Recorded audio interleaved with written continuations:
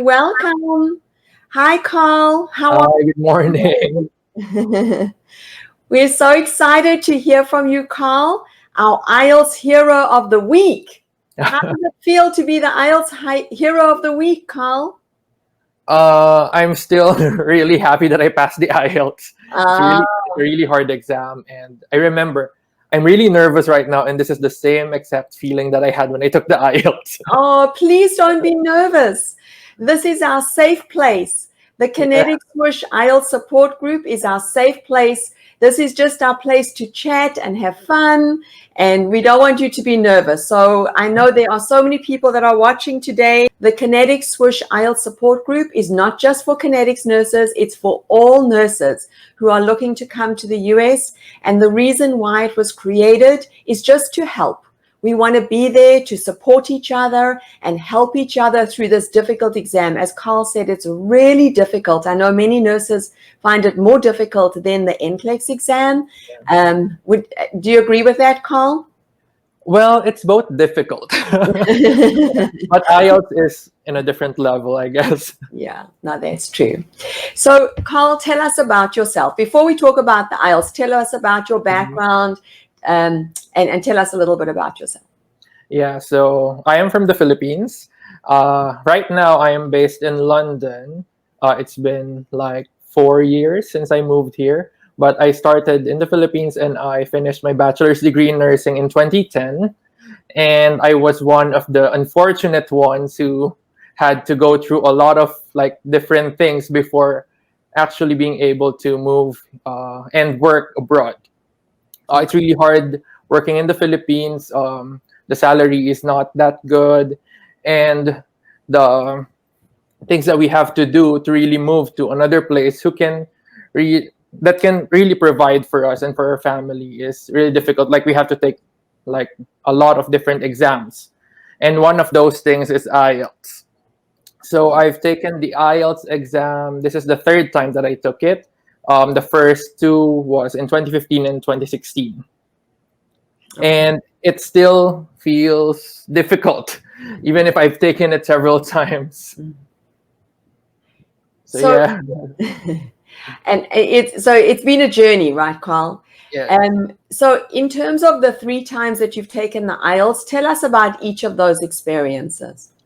So the very first time that I took the IELTS was in 2015. It was also for a visa screen certificate application, and I don't know anything about the IELTS when I had that. So I really had to research and ask a lot of my friends during that time were also taking the same exam. So it was a fortunate situation because we were studying together, we were reviewing together. So we are back home in the Philippines. There's a lot of different centers that can help you to like have knowledge about the exam. So I took one of that just to have an idea because it was my first time to ever take the exam. And I remember I went into a big during my exam. I went into a big area, and there's like hundreds of us taking the exam, which made me more nervous. And fortunately, I was able to pass that exam the first time. And I actually cannot remember the questions that I had during my speaking test because I was so nervous.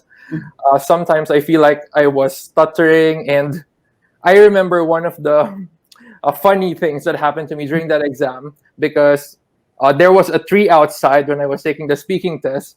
I remember because of my nerves, I looked into the tree for a while and stopped just to calm myself. So yeah, Well, we got to do what we got to do to calm ourselves, right? yeah.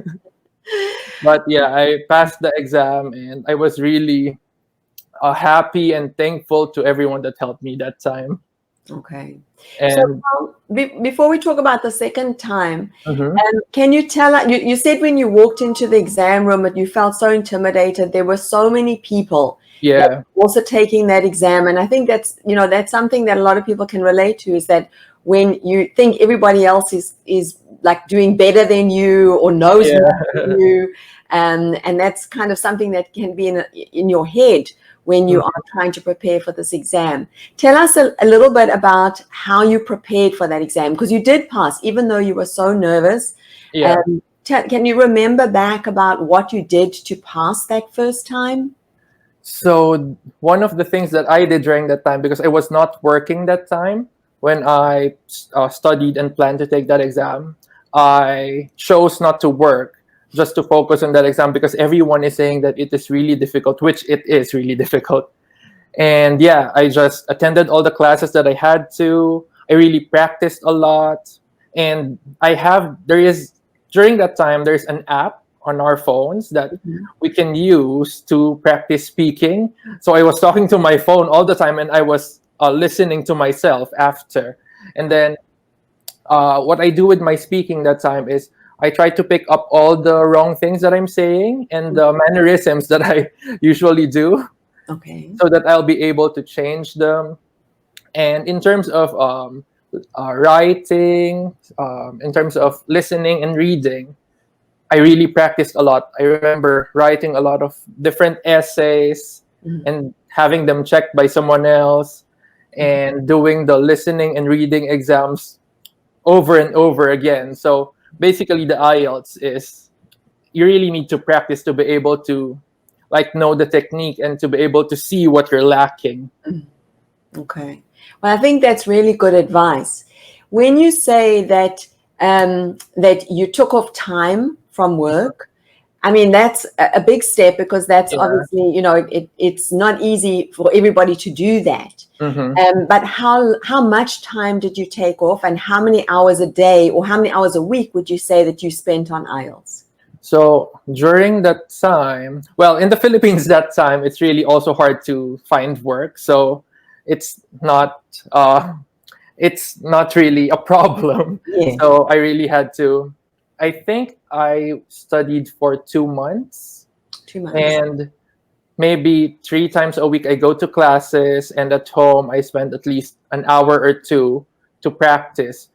For example, when I'm not going to classes, I try to do one listening test every day in the 2 months because the IELTS exam is really intimidating. So I was really afraid that I'm gonna fail, and the exam fee is really expensive. So I was thinking I really have to pass it the first time because there's other tests that I have to pay, and there's other things that I have to pay to be able to process the application. Yeah. So around that time, I spent around that time. Okay. So I think that's good for everybody to hear, because I think what often happens is people will pay for the IELTS and then they can do a little bit of work, and they can, people are working, they've got families, especially now with the pandemic, things are even more difficult.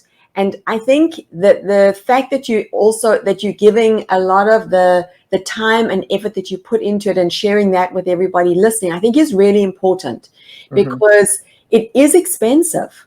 And, I can cry sometimes when I think of how many nurses that we speak to from our side that spend the money for the exam, which is really a lot of money, and then don't do the work. So they just kind of hoping and praying that they're going to get it, but they don't actually put in the time and the effort. So I think that's a really important point to highlight to everybody, is how much time you spent on it, and that you had to have structure and commitment and dedication in that process. That's true. Yeah. That's very right. Yeah. When you said that you taped yourself, and you listen to it afterwards, can you think of maybe an example or two of what you used to pick up on yourself that was a mistake or an error that you knew that you had to correct, if you think back? There are a few things that I had to correct with my speaking, because it's the most important part of the exam for us who are wanting to move to the US. We have to really get 7 in speaking. So the first thing that I picked up is that I tend to say a lot of different words, and I tend to say a lot. I tend to stop and say and those kinds of things. And also, I don't answer the question directly. I sometimes go around the bush in answering question. So I say other things before I actually answer the question. So that's one of the most important things that I noticed when I'm doing the self-practice exam with listening. And even when I'm practicing with my friends, when I took this third exam, because I was working, I was practicing with all of my workmates during our downtime at work. And also, they also said the same things, that I have to really focus on answering the question first before elaborating on it. Okay, so that's an important point. Say that again. So talk about that a little bit. What specifically did you change? So, for example, if someone asks you like a question, uh, you have to tell your answer first and then expand on it afterwards. Because when I try to answer a question, maybe it's happening right now. Yeah. I tend to, like, because of the nerves probably, I tend to talk about different things first. Sometimes I elaborate on it before I answer it directly, something like that. If you get what I mean. Yeah. And Karl, that's very common Yeah. because people are nervous and your head is like flooding with ideas. Yeah. So So there's a lot of you ideas in just my want to mind. get everything out and it's hard to be fluent and there's so many things that are going on in your head all at one time. Yeah. So it's a very common problem. So that was one of the techniques that I really like took time to practice. During the last 2 weeks of the exam, I was really like answering the questions first before elaborating on it repeatedly. And then when I did it with my friends, they said, "Oh, you improved. That's Ah, better," something like that. and that's the beauty of study partners, right? Yeah. Yeah. Yes, they are. And in the Swoosh Connetics Facebook page, there's a lot of opportunities to study with a partner. It's just that during my time, I do it with my workmates. Because of the pandemic, we have to work more right now. So during our downtime, I really like worked with my workmates, and I'm really thankful for them for helping me. Yeah. Because it's not just the negatives that a study partner can share with you. It's also the positives, and the positives are important because they give you confidence. Yes, yes.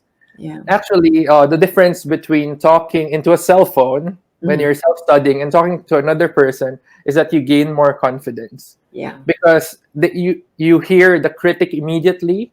You will hear what you have to improve on from another person. Because sometimes when you study with yourself, you can be biased, thinking that, oh, I did well. But for another person to critique you, it's really important that you listen to that. Yeah. And I think also to speak to as many people as possible. Yes. You'll see in the Connetics Swish Ielts support group, we actually have a lot of new fun things that are going to be coming out as well in terms of study partners, because I think it's important to speak to study partners to different people. Because that can also help you gain different things from different people. Some people are a little bit more critical, some people are a little bit more lenient, and also different people of different nationalities can also be helpful. Because sometimes if you're Filipino and you're only speaking to a Filipino, that can also maybe not always give you as much of a indicator. Yeah. Tell us about, sorry. Tell us about the second time that you passed that you took the IELTS. The second time that I took it was 1 year after I took the first one, and it is to be able to go here. And I was working that time, so I did not have enough time to prepare. But because I just took it a year before, I still have all the like techniques in my mind, so I was able to pass it as well, fortunately. And it's not that different because I took it in the Philippines as well. It's also in a big venue with a lot of other Filipinos who are also aspiring to like move somewhere else, move to the US or to the UK. And because I did not prepare that time, I was more nervous, of course, thinking that, oh, this is not good, this is not right. Because during the first time, I really took time to prepare, but I don't have any choice that time. I was working as well, so it's not a very good combination. But yeah, I just followed all the same steps that I followed during the first time that I took the exam. This time I had to get 7 in all the exam, so I focused more on the writing bit because the writing is the most difficult part to get a good score. Just because, I mean, you have to really make sure that your grammar is correct. I mean, in all of the IELTS, it should be very technical. But the second time around, you're not just aiming for a 7 in speaking, but 7 in everything, which is really difficult. Yeah, even much more difficult than coming to the US. Yeah. So, Because everyone is having a difficult time with writing, I guess. And I did have the same problem. yeah, very difficult. So tell us a little bit about some of the techniques that you practiced for the writing to try and make sure that you got the required score. So in writing, the most important thing is, again, practice. Try and write as much as you can, and so that you'll be able to, because I mean, writing during that time, there's no computer-based exam. I think right now it's much easier in terms of writing, because in a computer, we're all used to writing in a computer. But when you're writing in a paper, it's really difficult to actually count the words, and sometimes you erase a lot and it takes a lot of time. Remember, in writing, we only have 1 hour, and we have to remember that there's 2 parts. There's the part 1 and the part 2. The part 1 is where the statistics part, and the part 2 is the essay part. And I remember focusing on part 2 more that exam, because they said the second part is 2/3, like it's double the points. So if you focus on that, I mean, there's a higher chance that you get a proper score. So when I took that exam, I remember answering the part 2 question first. So I think one of the best strategies that I can share with our friends on the Swish Connetics group is that try to see the questions first before starting writing. Check the diagram in the part 1 and check the question in the part 2. Because sometimes when you start with the statistics and the diagram is too difficult, it takes a lot of your time. So what I did during that time, especially also in this third exam, I checked both the questions and I saw the diagram. It was too difficult, and I knew that it will take a lot of my time. So I started with the essay part first, and I tried finishing the essay in 40 minutes. And after I finished that, that's when I moved to the part 1, which I took 20 minutes for. And yeah, that is because even in the review with the Swoosh English, they said that part 2 really has a bigger score volume. Okay, that's a really important point, and I'm glad that you raised that, because not everybody realizes that. And I think that that's really it's about strategy, and that's really a very good strategy. Well, we have a lot of people that are joining us, so welcome everybody that I didn't call out. I know we have a lot. Whoa, I think I didn't call out everybody. I like to welcome everybody. So we've got, oh my goodness, we've got, Alice says her audio's now able. We've got Jamar, we've got Mylene, we've got Zania, we've got Kat, we've got Jemar, who's from Saudi, we've got Leah, we've got Alice and Donna and Marion and Chris and Valerio and Marika. Donna is saying hi. Hi, Donna. Chen, Leah, and Leah's tagging the hill. Jamar, Jana, Clifford, Ivy, Marion, Tanya, I see you. Good to see you after a long time watching from Cape Town. Yes, how fun. That's my home country. Arvin, Deborah, Alazayam, I hope I've said that right. Asel, Joe, Glory, Chinyu, Feline, Cheryl, Daisy, Hope, Thing, Apang, Dalmi, hi Dalmi, Gigi, Rexel, Ferdinand, Thad, Roel, Reem, Eka, Grace, Shamin, Frolian, Lilibeth, Minnie, Matt. Look how many people are watching you, Karl. That's a lot of people. I feel more nervous. Myra, Thing, Zia. Zia saying, good job, Karl. Thank you. T-Pen is watching. Leslie is watching. We have so many people watching you today, Karl. So thank you so much for taking everyone. I know it's scary to be an IELTS hero, but we really want to honor you for the work that you've done. And I think what you share is just so valuable for so many people and just so inspiring. And Ching is saying congrats. Thank you. So Karl, let's talk about the third time that you took the IELTS. So the third time, it's been 4 or 5 years since I last took the exam. So I really had to go back to the strategies. This time, because I had an idea, the first 2 times, I just have to really work on the strategy on how to attack the exam. So I had 2 things that I did. So I planned and I practiced. So during the planning stage, I strategized. You have to think about what you have to get, the score that you're aiming for. So this time we have to do 7 in speaking again and 6.5 overall. So I was thinking I have to focus on speaking. My strategy was to really do good in listening and reading because listening is the easiest bit in the IELTS exam. So I was thinking I really have to get an 8 around that score to be able to get my 6.5 overall. I was thinking because I'm gonna have a low score in writing definitely because it's really difficult. So if I get an 8 in speaking and at least a 7.5 in reading or a 7, the score will be higher than 6.5. So I will get the overall score. And then focus on speaking especially because that's very specific with the CGFNS. You have to get 7 in speaking. So with listening, what I did was, with the help of the Swoosh English scholarship, I was able to really practice online with the speaking.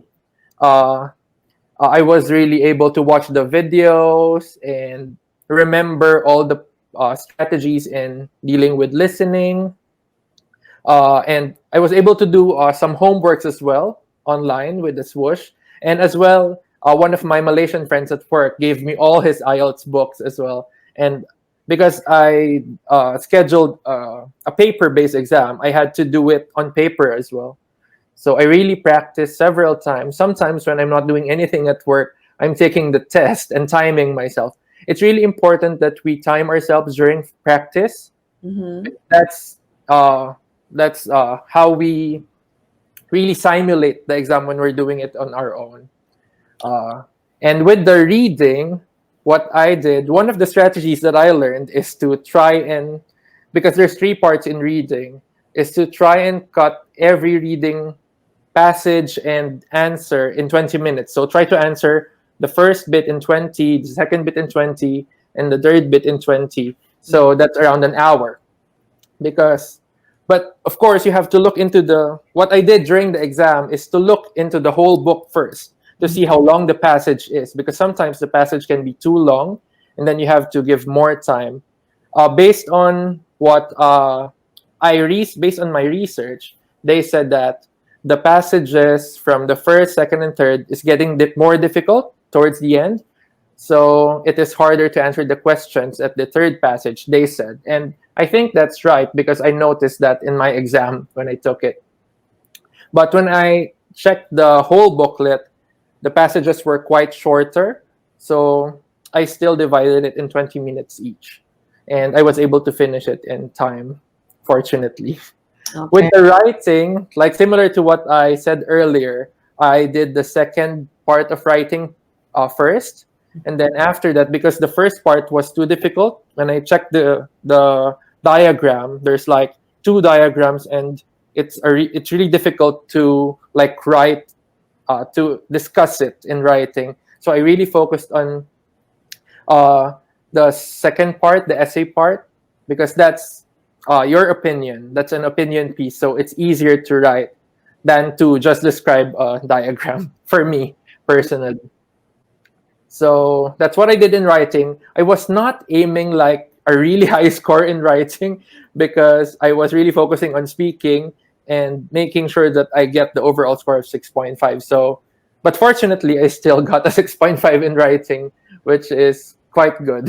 Very good. And you know Yeah. what? I think it's always important to celebrate the victories because Yeah. we're hard on ourselves and we don't always celebrate the victories, and Yeah. that's certainly one of them. So a Yeah. lot of fantastic tips there, Karl, that you've given everybody who's watching. I hope everybody is taking notes on what Karl is saying, because I think there are a lot of very important things, like, you know, talking about the timing, Mhm. talking about doing that second pass first, the opinion piece first, focusing on the strategies of maybe focusing on the listening rather than the writing. So a lot of really good in-depth pointers and tips that you're sharing with everybody. So thank you for that, Karl. I know you were working while you were preparing for your third Mhm. IELTS. How long did you take before you took the exam, and how often did you study, if it wasn't per day, even maybe per week? I think I booked the exam in June and I took it in the first week of August. So I had 2 months to prepare for it. But because it's really busy at work, I only had maybe 1 or 2 days in a week to really focus on studying. Mhm. But what I did with the speaking, my workmates are my savior actually, because they really gave when I asked them, "Oh, can we practice speaking? Just ask me this, and then I try to answer." They really allowed me to like express myself, and they gave me good critics, Mhm. uh, and that I think that really saved me with the speaking, because I remember during my speaking test, the question that was asked to me was something that was asked to me during the practice. Ah. So I remember when I first answered it during the practice, because it was about an animal. So I was like an interesting animal that you saw. And during the practice, I remember saying a dog. And it's very common Mhm. because I was not able to think of something interesting Yeah. during that time. And during that practice, one person gave me a critique and gave me an advice on how to answer that question. And it stuck in my mind. And Wow. then when I had the speaking exam, I was so amazed that it's the same question.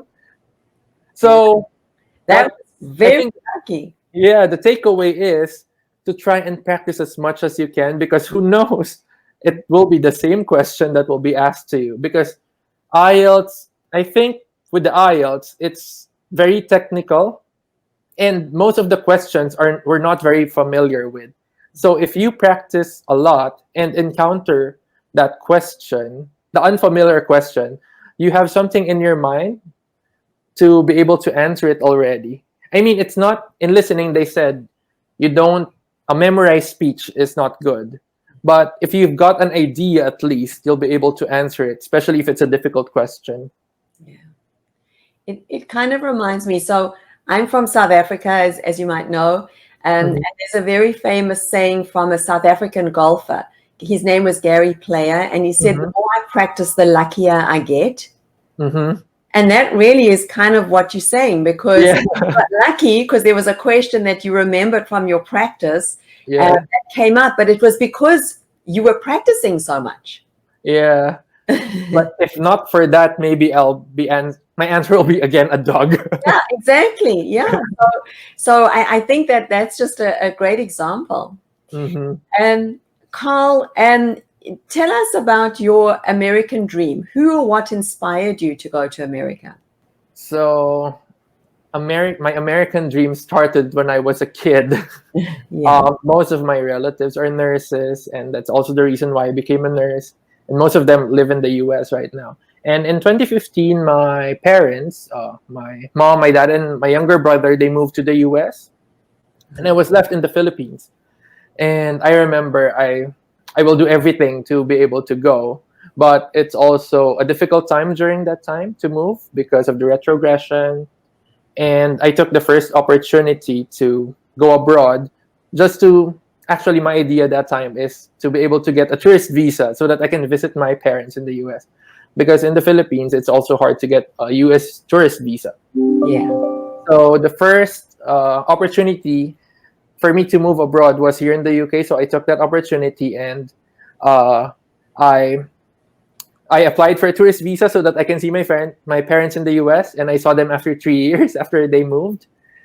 And actually, the dream to go there died down a bit because when I moved here, I felt like I'm happy. Yes. But since the COVID pandemic happened, something changed because I felt like my family's too far away, and if something happens, I won't be able to go there because my dad is also having hemodialysis 3 times a week, so he's not very well. So right now, my only goal is to be able to see them, to be with them for the longer time because I can only see them for 2 weeks every year when I try and visit them in LA. And that's my main motivation right now, to try and be with them, to be able to live with them, and to actually support them. Because without my parents, without them, I wouldn't be here. Actually, I'm really happy and proud and really thankful to my parents because they gave me a good education. One that's also a good foundation for IELTS. In the Philippines, we speak English, but it's not very technical. But because my parents really strived hard to put me in a good school, to give me good education, even if they really had to work all the time. And my dad is a security guard in the Philippines that time, and I still remember how hard it is for him to get my tuition fee every time that I have to go to school. So I'm really thankful that they really worked hard. Gave they gave me good education. They showed me the importance of good education. That's why I had these opportunities that I have now. Yeah, so that's my main motivation to go there. My parents and my family. Well, it sounds like they made a lot of sacrifices They did. They really did. for you. Yeah. So, there's nothing more important than family. And Mhm. now the thought that you can go there and that you can be with them and spend time with them more than just those 2 weeks a year is really Yeah. life changing, because what's life all about? Yeah. Life is too short.